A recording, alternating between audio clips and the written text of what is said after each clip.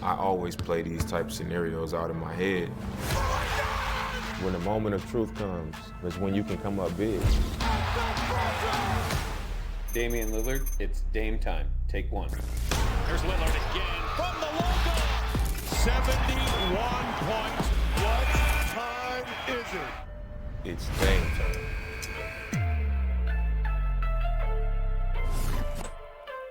When will Dame time actually be? Welcome into NBA Today. I'm Cassidy Hubbarth, filling in for the wonderful Malika Andrews. And I'm joined here in our Seaport studios by the one and only Chiney Ogwumike, plus Ros Gold-Onwude, who's holding it down in LA. She's had a busy weekend. And of course, the Hall of Famer, Marc Spears. Thanks so much for joining us, guys.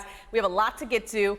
Have to start, though, with the biggest story of the summer, where seven-time All-Star Damian Lillard will play. Where will he play opening night? That's the question. Let's take a look back at the key events that have led to where we are today. First, the Blazers shut down Lillard down in March, ending his season despite him averaging a career high in scoring. Then Portland drafted Scoot Henderson in June, leading to a meeting with Lillard and his representatives. A week later, Lillard requested a trade, and a month after that, the NBA released a memo on the trade request and the reporting that he would only go to the Heat. Now back with our panel here, and I want to start with you, Marc. You sat down with Dame after he requested the trade. There have been a lot of reports on the potential trades, including sending him to Miami. What's the latest you're hearing? Oh, it's complicated. Well, the latest I'm hearing is that the Blazers have been talking to several teams, but I don't even know if that's the Blazers. But when you say several teams, that also suggests that they could be willing to trade for him or send him somewhere that's not the Miami Heat, which is certainly very curious. I mean, it's one thing for a team to trade for a player that doesn't want to be there, but to get a player that's a top 75 player that, is going to be professional, but will he really be a happy employee? Do you want to do that to Dame Lillard? That's the biggest question. Who has the guts to do it as well? Like, would Boston do it? I'm kind of hearing rumors about another Eastern Conference team that I'm not going to throw out there just yet, but boy, if a team is able to just trade for Lillard without his blessing, that's very, very risky, not only to that team, but also to the future relationship for a future Hall of Famer with the Blazers. And given what we know or what we don't know, Chiney, how do you see things playing out, with opening night just a couple weeks away? Yeah, knowing Damian Lillard for a while, both as players, both rep Team Adidas, he's someone that has always showed up for the people he loves. And that is still the fans of Portland. So he will be a professional. He's always a professional in any environment that he's in. So if he has to go, show up, do training camp, go play in the games, he will do exactly that. He made his intentions clear. The way I see this in the long term is, Marc, you said, who has the guts to do it?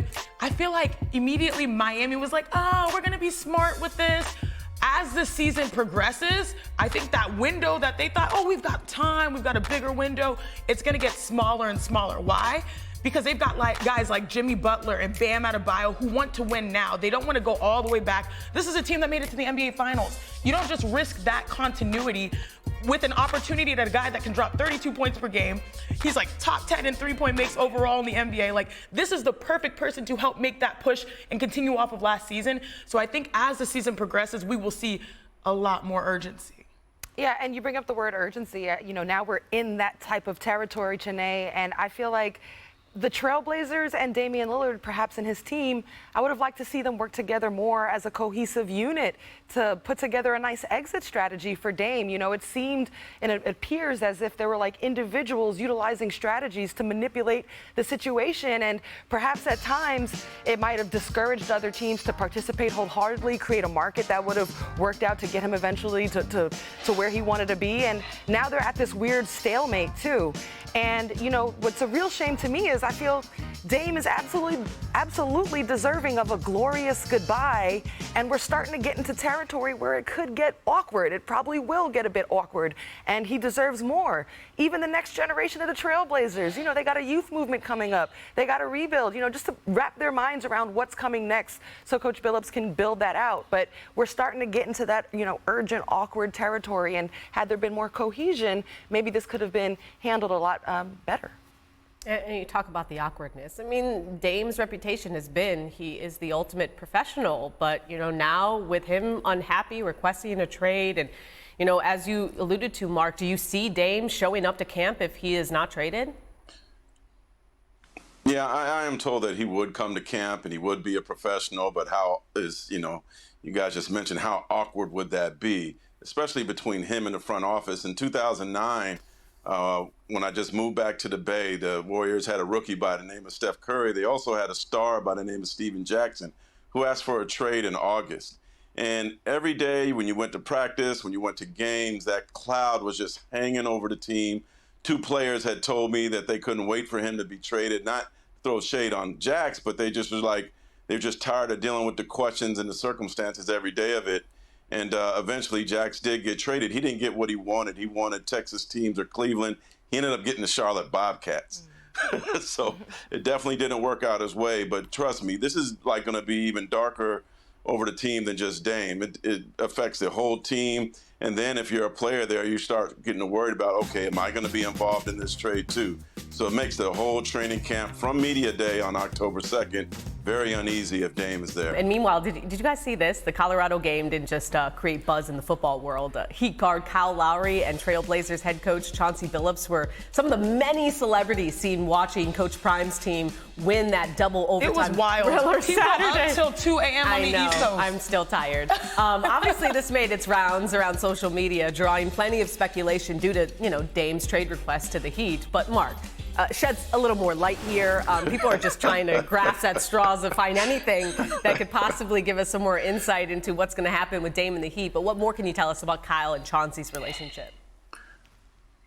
Well, they've been friends for like 20 years. In fact, Chauncey convinced Kyle to be in a golf tournament, which is like a black golf tournament with 55 golfers. And Kyle had so much fun being in a golf tournament that he's been decided to keep continually coming back. Just happened to be last weekend, so Chauncey, who's a CU alum, and he's starting to get tight with Prime, says, hey, man, come to the game. So, he comes, and it's funny because I think Chauncey was, I heard he might have been going to maybe the facilities. I saw that when he got up and walked away, he wasn't trying to hide from the cameras. But I don't know that Kyle Lowry wants to be playing with Portland. I mean, he went to Miami to get a championship. He went to Miami to win. And so to throw him in a situation now where he's going to go to Portland and be a part of rebuilding, I think that certainly would be unfair to him. And as much as those guys love each other, I don't think they want that for either person. Listen, I don't think you can make huge conclusions coming out of a Colorado football game because everybody and their mama's going there. Everyone was there. It wasn't just them. Kawhi was there. Kawhi was there. And oh my God, Yeah. don't get me started on NBA Twitter because the jokes were rolling in. But literally, it's a who's who, see and be seen at these Colorado games. So I'm not going to draw too much into that. If we wanted to get spicy, Kyle Lowry is in Vegas watching a number of Las Vegas Aces games. I see him courtside every time I'm there. And guess what?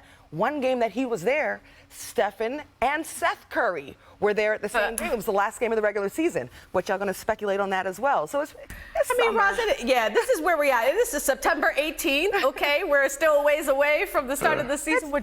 People are traveling. We want something. We just need something. It's all Master P was there. He might be making a comeback. Who knows? Oh my gosh. If we get a Master P, Real hoopers. and a Diddy album, we're really throwing A Diddy it back. album that goes crazy. Paolo Banchero was the #1 pick in the 2022 draft and lived up to the billing in Orlando, winning Rookie of the Year. He was top 5 among rookies in scoring, rebounding, and assists, and his 20 points per game are the second most by any rookie in Magic history behind Shaq. And he's poised to have a big second year coming off his promising showing for Team USA at the FIBA World Cup. But he's not the only player from the loaded 2022 draft class that fans are hoping to make a leap this season. And there is an excellent article on ESPN.com from our insiders about this very topic. But let's dive into it here. And Chiney, let's start with you. Who is the sophomore player you're going to be watching closest this season? Well, it's the guy we just saw, Paolo Banchero. I love the energy of the conversation based off the development that he has shown, especially through representing Team USA. I know the numbers specifically in international competition are different than the numbers we get used to in the NBA, but I just have this feeling that the energy is back in Orlando. They've made a lot of really good picks and acquisitions that are young, and it starts with him. I mean, 20 points per game, the most by a Magic rookie since who? Since Shaq? So I have Orlando and I have Paolo Banchero as people to watch. Mark, what second-year player do you have your eyes on? What are they saying? The Golden One Center, Keegan Murray. I'm going to go with Keegan Murray. And if you listen to the Deuce and Mo podcast, which talks everything Kings, you got to listen to him if you're a Kings fan. De'Aaron Fox was recently on there. He said he's been working out with Keegan, playing one-on-one daily, and Keegan's going to be much better than he was next season. Did improve confidence, dribbling, and offensive creativity. And Keegan Murray's also known as a pretty shy guy, but now he's starting to show some personality and tell some really wry jokes. So I expect him next season. He also played in Summer League, and he scored 70 points in 2 games. Keegan Murray's going to take a step forward. Yeah, you guys, I'm looking up in Portland, and I'm looking at Shaedon Sharpe. What is going to happen with Damian Lillard is obviously a huge question surrounding the Blazers, but I think right beneath that is what kind of season can Shaedon Sharpe have, whether or not Dame is there or not. Even with Scoot Henderson arriving in the draft this year, I think that he has a chance to have a breakout year. He only started 15 games last season, averaged 9.9 points per game in 22 minutes. That's going to increase definitely. And I think with the other young pieces that they're putting around, with Chauncey Billups having a full year under his belt, as soon as this Damian Lillard saga is ironed out and they can maybe find some sort of stability, I think Shaedon Sharpe is set up to have a breakout year, whether or not the Trailblazers as an entire team can do really well.